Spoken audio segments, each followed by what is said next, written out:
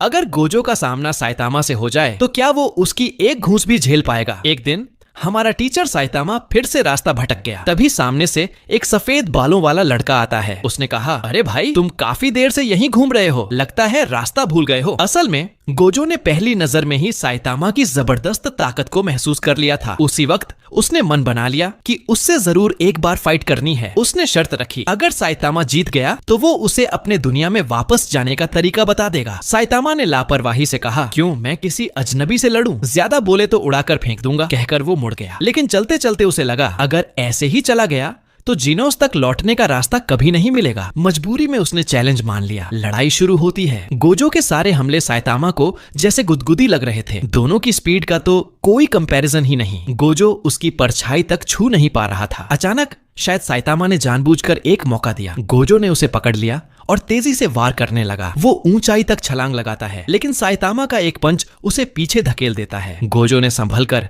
हवा से लगातार हमले शुरू किए। साइतामा जमीन पर गिरा, लेकिन अब उसकी सीरियसनेस सामने आई। गोजो ने भी खेल छोड़कर अपना असली रूप दिखाया और आई कवर हटा दिया। असली जंग की शुरुआत हुई। गोजो ने कर्स टेक्निक का इस्तेमाल किया, लेकिन साइतामा को इन जादुई हमलों का कोई फर्क नहीं पड़ा। वो सीधे उन्हें झेलता चला गया। अब गोजो समझ गया कि ये ओपोनेंट पहले मिले किसी भी फाइटर से अलग है। उसने एक बार फिर कर्स टेक्निक छोड़ी, पर साइतामा ने शेयर बॉडी स्ट्रेंथ से उसे चकनाचूर कर दिया। गोजो हैरान था, कैसे इस दुनिया में इतना एबनॉर्मल इंसान हो सकता है। उसने सोचा, अब आखिरी ट्रम्प कार्ड निकालना पड़ेगा, लेकिन साइतामा ने उसे मौका ही नहीं दिया। उसने एक और पंच मारा, जिसे गोजो ने पहली बार डॉज कर लिया। मगर अगले ही पल साइतामा का दूसरा घूंस सीधा लगा और गोजो की सबसे मजबूत कर्स्ड बैरियर टूटकर बिखर गई।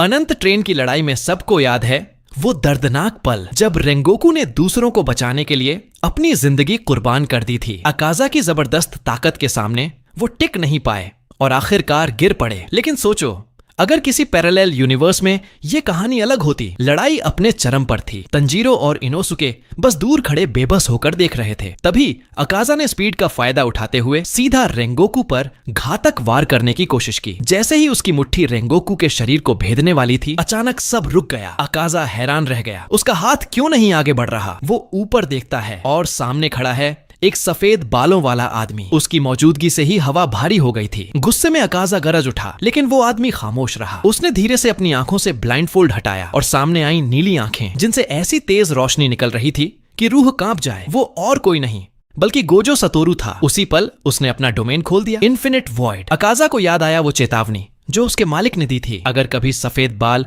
और आंखों पर पट्टी बांधे उस आदमी से सामना हो तो भाग जाना, वरना बचना नामुमकिन होगा। लेकिन अब देर हो चुकी थी। इन्फिनिट वॉइड खुलते ही अकाजा अनगिनत सेंसरी इंफॉर्मेशन के समंदर में डूब गया। उसका दिमाग ओवरलोड होकर बंद हो गया। शरीर पत्थर सा जम गया। गोजो एक भगवान की तरह उस पल को कंट्रोल कर रहा था। उसने आसानी से अकाजा को काबू कर लिया और रेंगोकू को मौत से बचा लिया। तंजीरो और बाकी सब सिर्फ दंग रह गए और ये नजारा वही सपना पूरा कर गया जो हर डीमन स्लेयर फैन ने कभी न कभी देखा था, रेंगोकू को बचते हुए।